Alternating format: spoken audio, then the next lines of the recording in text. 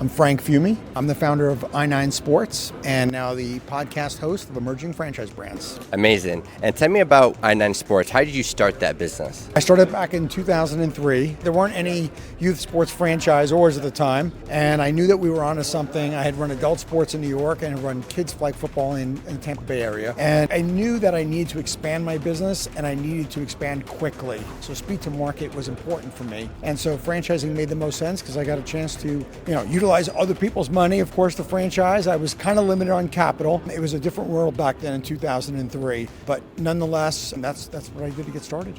I love that. Now tell me when you were running the location, what actually the trigger, your aha moment of, I could actually franchise this? I think the big aha moment, believe it or not, was going to an industry conference in amateur sports. And I'm a huge believer in being a student of your industry. And even if it's not something that is directly connected to what you do, in other words, what I did was I went to a private sports complex owners national meeting. And it was made up of all private owners, private business owners, right, that own sports complexes.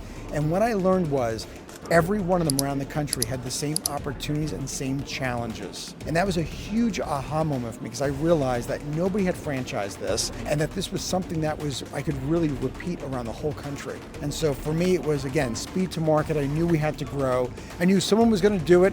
And quite honestly, I didn't know how long my runway was going to be. Wow. So now you convert to a franchise, and you got franchise ready, and you start to scale. How did the first 2 years look like for you? A disaster. I made all of the mistakes you could possibly do in franchising. First off, I awarded franchise to people who loved sports and loved kids, which sounds great.